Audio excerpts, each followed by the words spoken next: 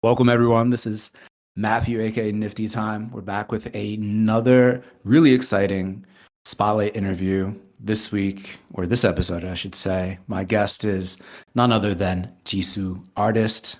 Been working with Jisu behind the scenes for a minute now, putting together her Nifty Gateway release that's set for next Monday, May 8th, 6:30 p.m. Eastern. Of course, we're going to dive into her new collection titled The Fates. But before that, we're going to get to know Jisu a little bit more.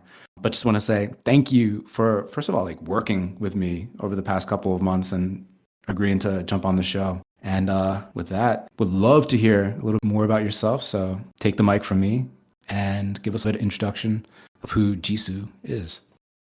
So I wanted to say working with you and Nifty as a whole has been amazing. A little bit of my background. So I have always felt like, I didn't choose the artist life kind of chose me.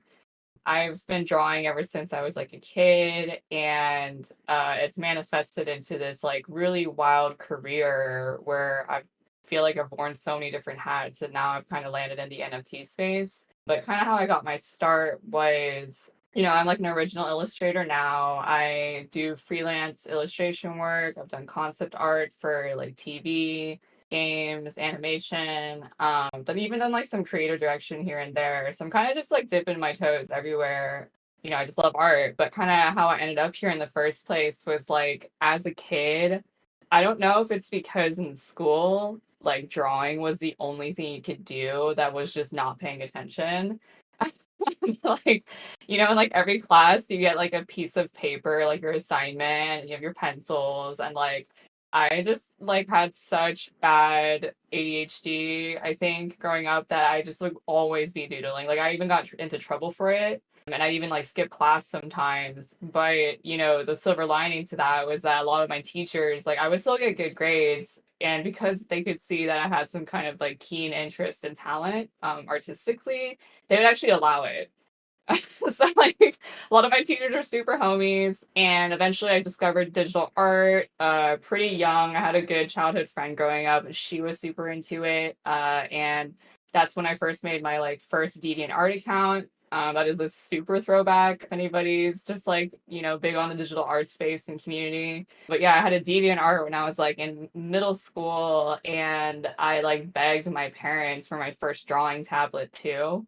This is like before, I feel like when you log onto Instagram or YouTube nowadays, there's just all these streamlined resources, like all these really great, how-tos, tutorials, all kinds of like content creators. Like back in my day when I was learning, it was not like that. And you had to learn off of like really shitty, like 240p, maybe 480p, like YouTube speed paints, where it's essentially just somebody recording themselves drawing in like Photoshop or MS Paint even. So that's kind of how I got my start digitally, and I would just upload my work online, and I didn't really have any crazy breaks or anything until I was 15, and I had discovered, funnily enough, like competitive gaming. Really fun fact, I did not start my Twitter for art or career or anything related to that. I started a Twitter because I wanted to follow my favorite professional gamers. But yeah, I like posted my work there, like some fan art, and it just ended up kind of like blowing up, and I was able to like turn that into like an Etsy shop and sell prints, and it's kind of just been like a snowball effect from there. And I ended up making like, I don't know, like several hundred to a couple thousand in that summer. Obviously, like when you're an adult, that's not that much money, but like when I was, you're a teenager, I was like, oh my God, like there's like something here. And I could never see myself ever being anything aside from an artist. So I was like, okay, I gotta like go all in on this, or like figure out how to take this and like make it really into something. So there's a few threads that I want to pull on based off of what you're just talking about. But first of all, like the deviant art, I think that's one of the main through lines through most of the folks that, especially in like the crypto art scene, creating today, at some point in their journey, deviant art has always kind of like popped up as that common through line, which is pretty cool. Before going into the gaming side of things and like what you did that one summer, which is like fucking epic. Before that, I want to go back to what you're talking about when you're in school, like with the super homie teachers and you were doodling? Like what sort of art, like what sort of characters, what sort of doodles are we actually talking about? Yeah, honestly, I was kind of all over the place, and I feel like I still am. I just have been able to like streamline it a little bit just for consistency's sake. But definitely as a kid, I found inspiration everywhere. Being Asian, growing up with like anime and cartoons, obviously I took a lot of foundational elements from that. But I also like grew up in the States, so I'd be surrounded by like Western cartoons or like different types of artwork that I would just see from being online. And that kind of formed into just me always coming up with my own little characters, these universes, whether it's just for like that one doodle or like an entire like narrative that's like running through my head. I'd make like a couple different sketches or just like concepts for. And like when I was younger at the time, I didn't realize that I was actually like making concepts. Like literally, I was just whatever came to my head, I was just drawing it out. I didn't have like the formal language to describe what I was doing, but I literally have folders. Like, for an example, there's this like animation I wanted to make when I was a kid, and it was just like one of those like shitty flash animations you'd see on like Newgrounds, if you're familiar with that website, but like a short story. And I literally like was going through some of my older art files not too long ago, rearranging my space, and I found these like storyboards I had made as a kid. And I was like, holy fuck, this is kind of crazy that I was like making these as a kid, but I didn't even know that they're called storyboards. I just saw people on DeviantArt posting these frames or boxes where they're basically sketching out different frames or scenes within like a story. So I was just copying them. But like it was all over the place. Like characters, definitely a lot of anime, but I would do like realism too. I actually like won this contest for this like Olympics like artwork thingy, and it was all pretty realistic and painterly. Definitely not what I feel like people know me for now. So it was really, really like all over the place. And then on the anime front, like were there any particular animes that you were inspired by? I mean, looking at your art today, it's almost like anime meets fine art. But back in the day, what animes were you like hardcore a fan of? Definitely a lot of the classics like Naruto. If I like want to really dig deep, like I mean, obviously Sailor Moon. I watched Yu Yu Hakusho. I watched a lot of Yu-Gi-Oh. I watched like the OG Pokemon, and once I had access to a computer, I would like watch like I'd watch all kinds of stuff. Like one of my favorite animes that I think about all the time that I think a lot of people don't know. It's very artsy. It's called Mononoke. It's this one that's like super colorful and artistic and kind of like a fever dream. And it follows this like medicine seller and just his adventures. But the way it's illustrated is just very like artistic, Like the point of the show isn't necessarily like a crazy plot line or anything like that. So I found myself getting lost in a lot of like obscure shows like that. Definitely a big one also is like Ping Pong the animation. I loved how direct and to the point the art was, and it's kind of like purposely made to like not look like the classic aesthetic like moe shiny, just colorful stuff that we see nowadays. So I like a lot of things like that. Some classics like Samurai Champloo. But more interestingly though, I don't feel like I watched a lot compared to how much I read. That's super interesting. When I was younger, the idea of anime was always so interesting to me, but I just didn't have access to like the animated stuff, Like my friends are all, I guess they were downloading like Neon Genesis Evangelion or whatever. Didn't know what to search for, didn't know like all the series numbers and things like that. It was like way back in the day. So I was just like, oh, the idea that I would probably love anime was more of a thing than actually watching or consuming it. But when Oh I yeah. when I went to Korea and found out about like manhwabang and stuff like that, I was like, oh, what is this? And I just went there and it's like they had all the volumes, all the series. It was just such a more accessible format, even then, which is weird, but I was 100% all up on those websites that are like super, I guess, illegal. If I can talk about this, where they're just like uploading scans, and there's like entire teams of like translators that are just doing it as volunteer work. Like, I did not watch Naruto. I like read most of it, which is not this case for most people. Typically, the comics are so much better illustrated than the shows. And I Mhm. actually think that contributed so much to my artistic development. Tell me more about that difference between the animated and the book form for like manga and how that influenced you more. Okay, like a really good example is like Death Note. I love Death Note. I love Obata. He's the mangaka and the illustrator. And when you watch like the show, obviously like the art's pretty good, but it's like, you can't expect every frame to be like a piece of like a masterpiece. But when you like read his comics, like everything is so well illustrated, and I think that he is a really great example of a big influence on my work because I think he does such a good job of balancing like this realistic aspect, but also still keeping it like stylized in anime. But he wouldn't push the boundaries of realism or like stylizing things too far. So it still felt very real and grounded in reality. And I think that's like a quality that a lot of older mangas seems to have. Like even Neon Genesis, the show is actually very, very well animated for that specific series. So I don't know if this counts for that whole comparison. But like just back in the day, though, like a lot of the animes coming out, the comics they were based on, they were so well drawn, and all the artists had such a good grasp on anatomy, lighting, form, all the foundational things. Like, they're essentially like modern masters in their own way, and I feel like that quality has kind of been lost nowadays. Like I think there's just a different type of artwork that is coming out in manga, and it's a lot more stylized, and less rooted in like those artistic foundations. But because I grew up with that type of stuff, I would take a lot of influence from things that I think just had really good anatomy, or like I would force myself to learn all those basic things because to me that was what art was.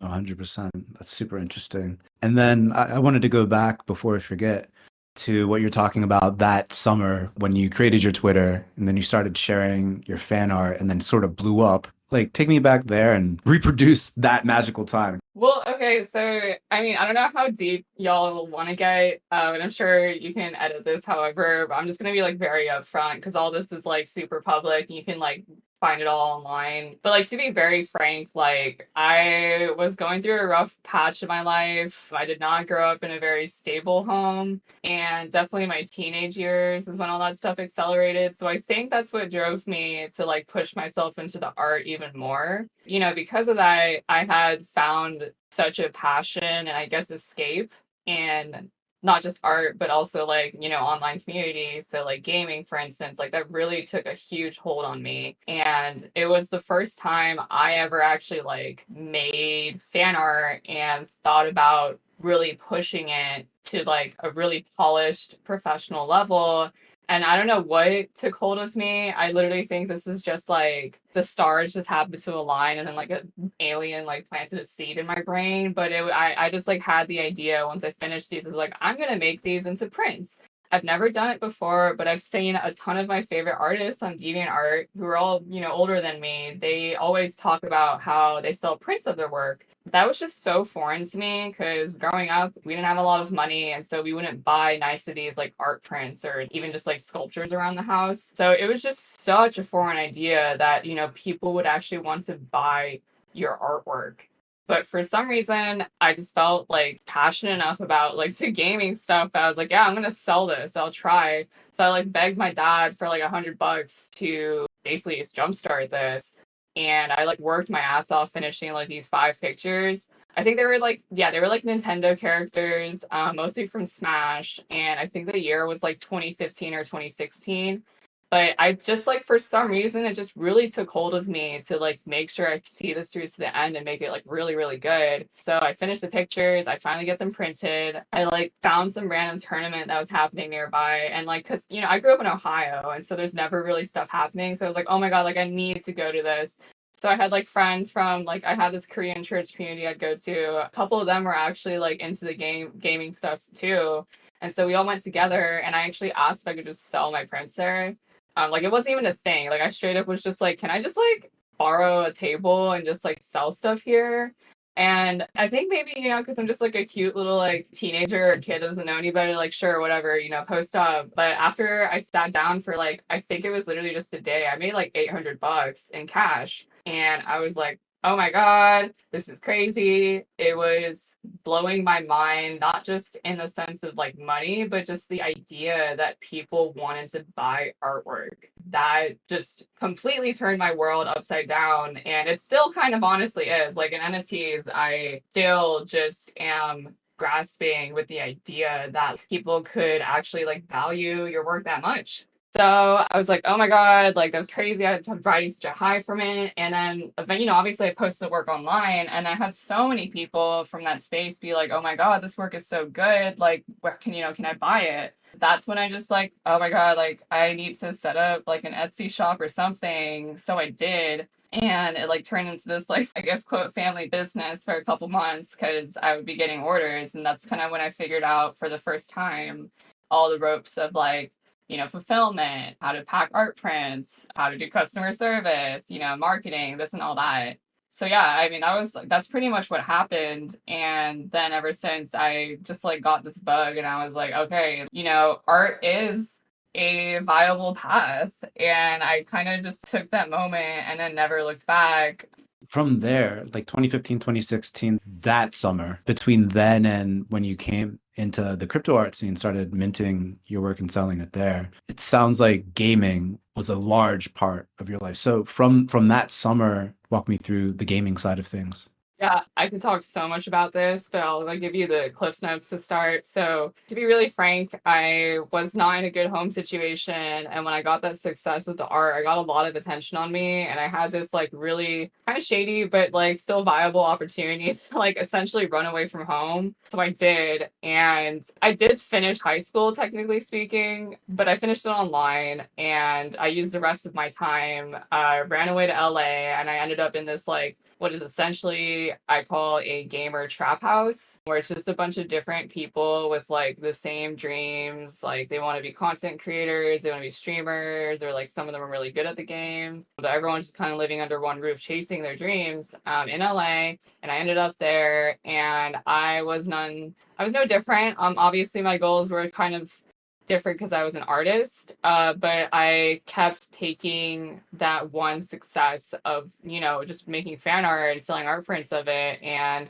to kind of took that formula and applied that and expanded it. And that paired with also just me finding like my voice for the first time really online too, because I would like just post about my life and be myself, obviously. Like I wasn't just like this business front on like all my socials. I don't want to say I was able, like I wasn't trying to do this, but like, people would follow me because I'd be funny, or I'd like end up befriending a lot of like the bigger content creators and stuff just because we're always like, butting elbows. And it turned into this like semi content creator, like gaming influencer career.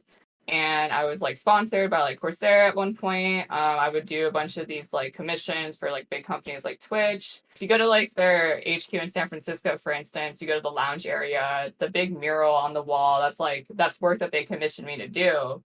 And I was actually like featured on their front page when I was streaming doing it. So I was doing a lot of streaming, doing a lot of like going to these gaming events, essentially being, yeah, like at some point I was flown out by like Nintendo to like demo their new Smash 4 game, or Smash Ultimate, I think. So, it was like a wild career that while the foundation was art, it was also still like me being this like personality. And kind of how that all humbled into NFTs, or where I am at now, is I was going through a lot of different, I'll call them like wars or struggles. Like, for one, as an artist, I learned through doing all that I don't like when, the art I'm putting out isn't necessarily true to me. So, a good example of this is obviously I was making a lot of my art for money. I would still compromise. Like I'd still make sure that it was something I wanted to draw or something I was genuinely passionate about. But at the end of the day, I had to keep that in mind. And that was really, really soul crushing. And Especially on because that like, point, a lot of the work that you were creating was very specifically gaming influenced or gaming adjacent. Is that the box that you were sort of creating specifically in yeah, that time? yeah. And I would like end up doing commissions for like content creators and stuff. But like no shade to like gaming, but obviously gaming isn't like the bigger art world. And like so their standards or the creative energy you're getting from it isn't necessarily, the same or quite as developed. And as I like someone who, was obsessed with art and has been studying it since, they're basically, able to as a kid, like it was super soul crushing, really put me in a big depression just as an artist. But then also, you had all these other things going on too. Like, I think one thing about the content space that really, really got to me was how commodified everything was. And I mean that in the sense that, like, every aspect of your life was some kind of like political commodity. And so your relationships with your friends or your fans, even, like, you just don't know what's real. And I feel like I always had to have my guard up too, because I'd see all these what were close friendships like on the surface, online to the public, in the back and the behind the scenes, I would see that it's completely opposite. So seeing that, I think from such a young age, it kind of turned me off. And I could see that if I kept doing what I was doing, I was going to end up in that same place. So, there was that whole thing too. And then there's this whole other stuff where, being a woman, I just have to talk about this, but like I was one of the only girls with a platform within the selective spaces that I was well known in. And that was really, really isolating. And it didn't really come to a head until, like the whole Me Too movement was happening. Mhm. And that was a worldwide phenomenon, obviously, but it really hit gaming hard. Obviously, gaming being a male dominated space, but like I'd use my platform to talk about it, and that made some people like really, really angry. And so because those were values that were very strong to me, though, I just felt like, okay, I don't want to be a part of this space anymore.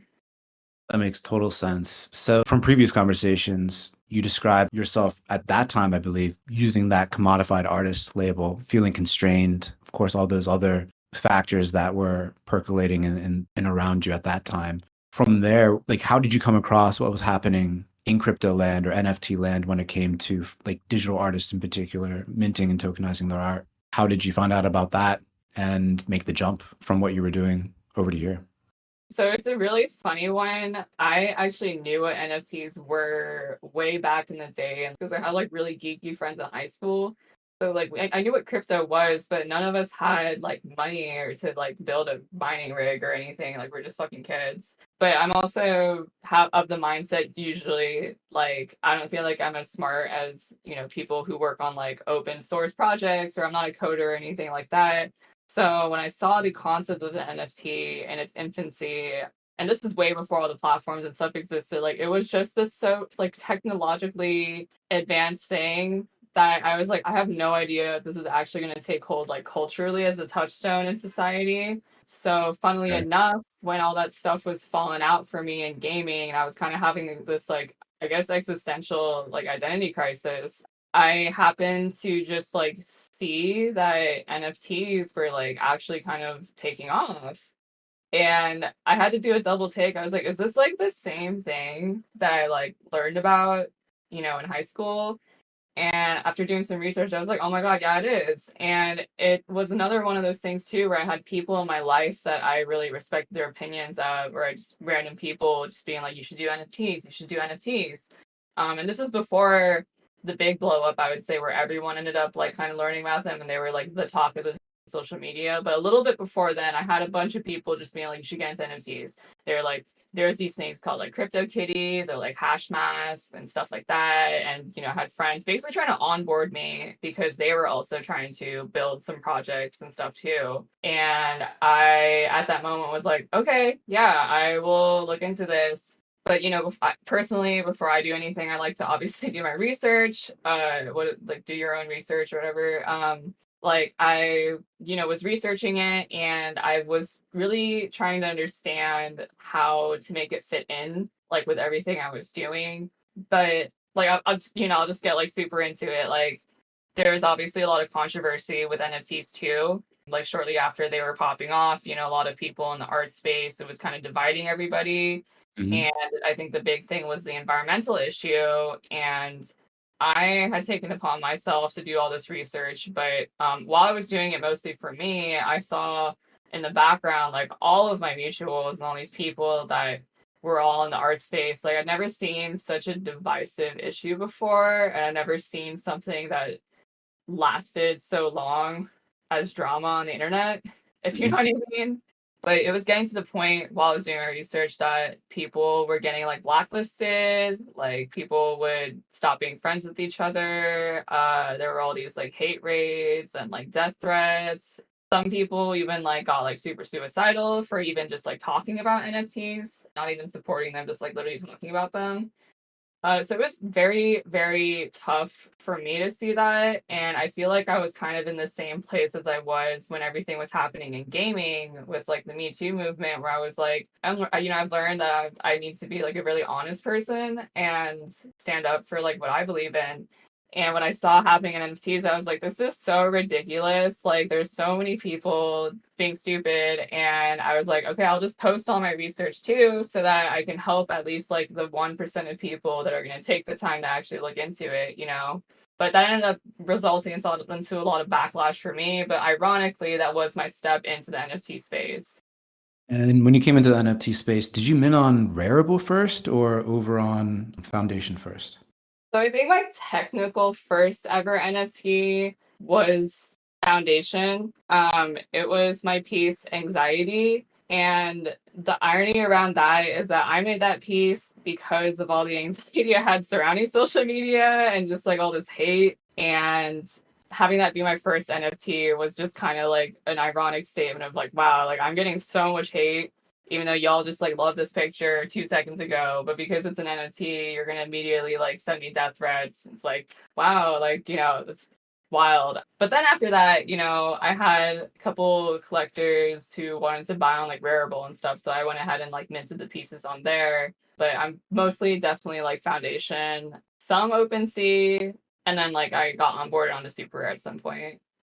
The work that you have minted across like Rarible, Foundation, Super Rare, and then Manifold, a lot of the work strikes me not necessarily as direct self-portraiture, but maybe like emotional portraiture. But the work that you have released, obviously you created each piece, but how much of like your emotions, yourself do you put into each piece? Definitely think most of my work that's been minted, that I'm known for now, is definitely a lot of self-reflective stuff. It's like a process for me. Like when I come up with an idea, one, I have to be passionate enough about it. But typically, when I'm passionate enough about an idea, at least nowadays, it's something that is expressive for me. And definitely if you look back at my catalog, a lot of those works are a direct reflection of like some of the struggles I was going through at the time. So a good example is this piece that very well known. It's called literally Drugs. And that's kind of because I felt like when the idea popped up in my head, I wasn't thinking like, oh, I need to outpour my mental struggle and my emotional inner turmoil that I feel like it really is just like this is a great picture and I feel passionate about it. I want to draw it. Like that's what it feels like to me. But I think the deeper unpacking that's to be had there that is still a process for me that I'm learning is like why did I feel passionate about it? Is because it did express something that I was going through at the time. And that piece I was kind of like I mean, like, we just talked about all this turmoil and like change that was happening in my life and going from like the gaming space to NFTs to drawing all this artwork that is unlike most of the stuff I've drawn before. It's just a lot of moving parts and pieces. And I kind of felt like I was having a lot of hysteria. And then obviously, I mean, I've never been like a diagnosed like drug addict, but I think, I have addictive tendencies and there's definitely a lot more substances in my life at that point than there had been previously. So when I look back on that piece now, I can say, yeah, it is a self-reflection, but it's ironic because like at the time when I'm making it, I wouldn't think that.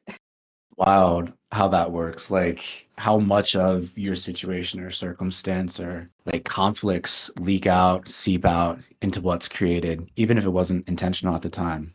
Always blown away by that. How humanity works and reappears often throughout art. So personally, how I came across you was around this time, and I think it may have been one of your first works on Super Rare actually. And after he collected you, I think he had reshared that. And I was like, oh shit, this is very, very dank. the work itself, I mean, in my memory, came across first of all because of just the color and the anime aesthetic, very aesthetically pleasing.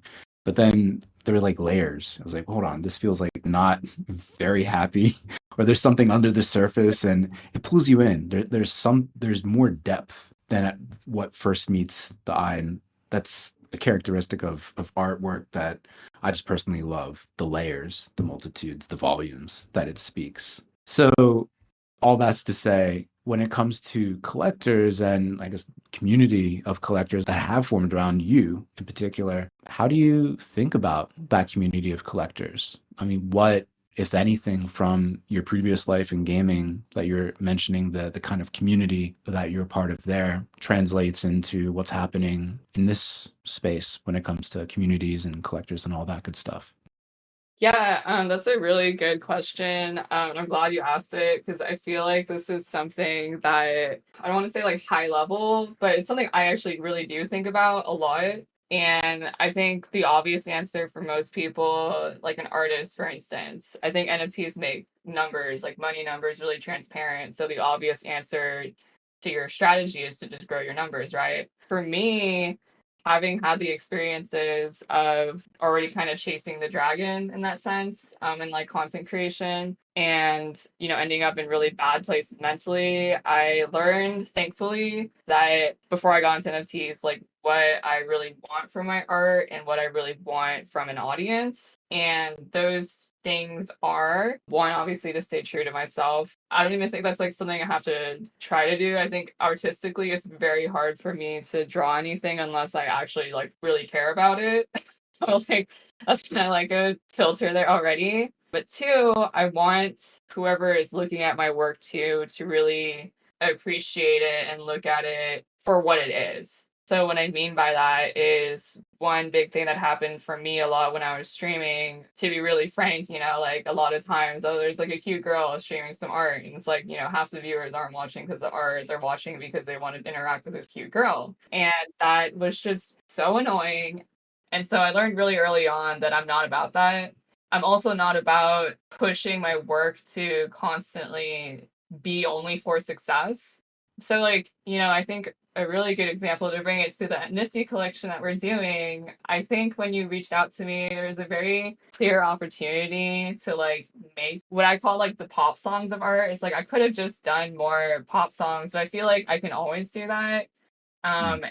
And reflecting on my journey in the past in these other fields, I didn't want to like put myself in a shoebox again where I felt like I would basically just be known for like one thing. So when I look at my collector base, it's like I really want to establish just like a really open and honest relationship that it's like it's about the art, it's about me and my expression and my journey. Like obviously I'm gonna try to keep it valuable. My end goal isn't to like make the biggest sale or just gamify everything, if that makes sense. Not saying I won't do that. Like, obviously, I love games and I totally understand the whole world and aspect of it, but like, I don't want that to be like the end all be all. Yeah, I mean, keeping it art focused primarily makes obviously the most sense. And NFTs are just a great way to identify who also values that as much as you do. I mean, it's obviously very streamlined. You have a collector who buys your art because they love the art. Like, there's nothing else that they would buy it for, right? But Yeah, the art. And it just makes that identification of those sorts of collector supporters so much clearer than likes or retweets, shares, or constantly coming on streams and like trying to be engaged and keeping the focus. It just clarifies that whole equation. And we've been talking about it, and this is why we're talking. So it's a perfect time to segue there. But do you want to unpack the collection called The Fates that you're going to release next Monday, May 8th on Nifty Gateway a little bit? Talk about the concept and how the collection itself will actually be structured.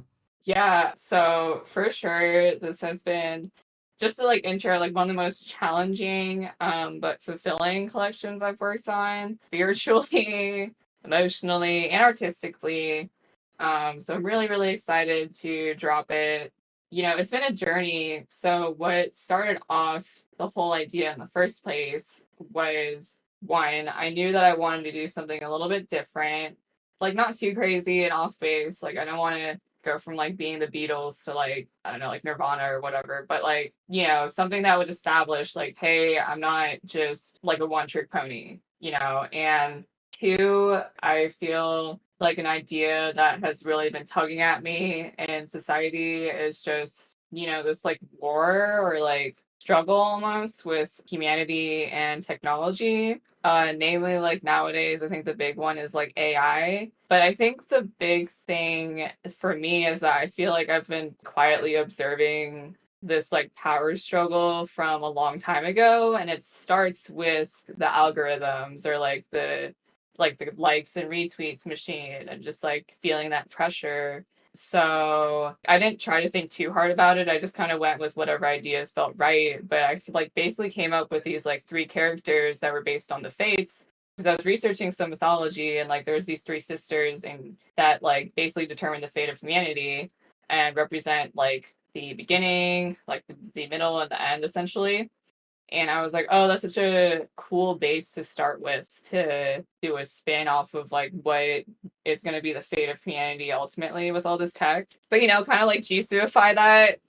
Plus, also, I think in my personal life, some of this kind of spilled out in the collection too. But I've been like very candidly open about this, but I have like some health problems with like sleep, had issues with like the family and some health on top of just like I still feel like kind of these undercurrents of like tumultuous change from still establishing myself within the NFT space. How that came out in the art itself is, it's like a blend of that classic anime that I'm known for, but also stepping into a little bit more of like my foundational art side. So stylistically, these are a lot more, I would say, painted and almost like illustrations, less so than the rest of my work that I've minted. Like you were describing those as like anime meets like fan art, and I feel like this collection is like kind of a step towards what I grew up drawing. I feel like subconsciously I did that because it was almost like, I don't know, like a weird statement of like, let's just bring it back to the basics, at least artistically for me. The original idea was I wanted to use AI to like construct these pieces from the concept to the finish up to like even like specific assets in the pictures. That idea kind of just became such a mess. For all beans and purposes, I am of the opinion that AI is like crazy, but also like it can't do anything that doesn't already exist.